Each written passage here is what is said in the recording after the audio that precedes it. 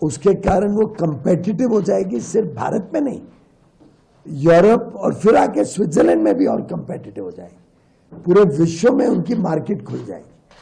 अगर एक उदाहरण दूं तो जेसीबी ब्रिटिश कंपनी है, 30 साल पहले भारत आई, तब तक जेसीबी यूरोप में ही ज्यादा बनाती थी। 30 साल पहले भारत आई, आस्ते आस्ते भारत की मार्केट ली, फिर आस्ते आस्ते कुछ प्रोडक्ट्स एक्सपोर्ट के लिए शुरू करे।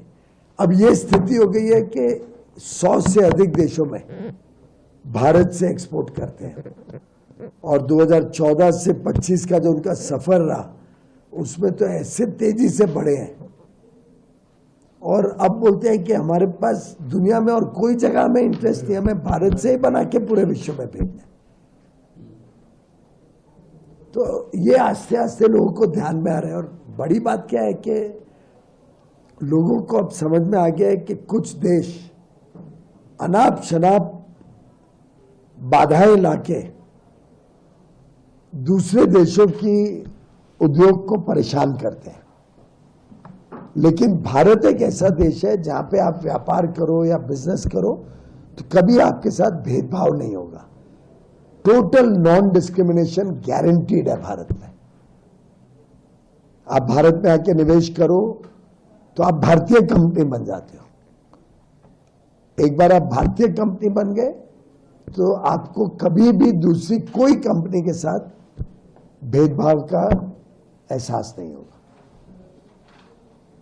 फॉरेन डायरेक्ट इन्वेस्टमेंट के लिए सरल रास्ते बने हैं। आप जब कमाई करते हो अगर भारत में काम करके, तो कमाई को आपको डिविडेंड देना है तो डिविडेंड दे सकते हो, कोई नई टेक्नोलॉजी लानी है तो रॉयल्टी दे सकते हो, आपको अधिक और निवेश करना है तो आपको पैसा वहीं रख के भारत में ही और ग्रो और एक्सपैंड कर सकते हो। और कई कंपनियां सालों साल तक वही पैसे को भारत में और इन्वेस्ट करती है क्योंकि इतना अच्छा रिटर्न मिलता है। तो भारत अब एक बड़ा प्रिफर्ड इन्वेस्टमेंट डेस्टिनेशन भी बन रहा है, और एफटीए उस इन्वेस्टमेंट को प्रमोट करने का एक बहुत बड़ा माध्यम है। तो आप जानते ही हैं कि एफ्टा में तो $100 बिलियन का एफटीआई कमिटमेंट भी है साथ में, जिससे 10 लाख नौकरियां भी भारत में डायरेक्टली, और स्विट्जरलैंड की कंपनियां आती हैं तो टेक्नोलॉजी लाती हैं, अनुसंधान लाती हैं, रिसर्च एंड डेवलपमेंट लाती हैं, ऐसी चीजें लाती हैं जो भारत में आज नहीं है, हमारी जरूरत है। तो स्विट्जरलैंड, नॉर्वे, ये जो एफ्टा की 4 देश है, और भारत, ये कोई स्पर्धा में नहीं है एक दूसरे के, ये एक दूसरे को 1+1 = 11 वाली कॉन्सेप्ट से काम करते हैं। टेक्नोलॉजी ट्रांसफर के लिए दे आर रेडी। मतलब काफी लोग, आज मेरी कई मीटिंग्स हुई, आज सुबह से मैंने कम से कम 12-14 कंपनियों के साथ चर्चा कर चुका हूं। और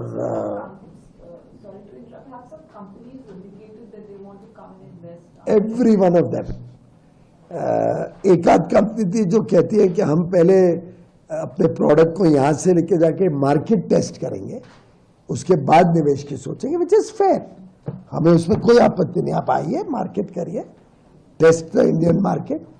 हमें पूरा विश्वास है कि इंडियन मार्केट का स्वाद हर एक को आकर्षित करेगा। If you like the video, do like, comment, share and subscribe.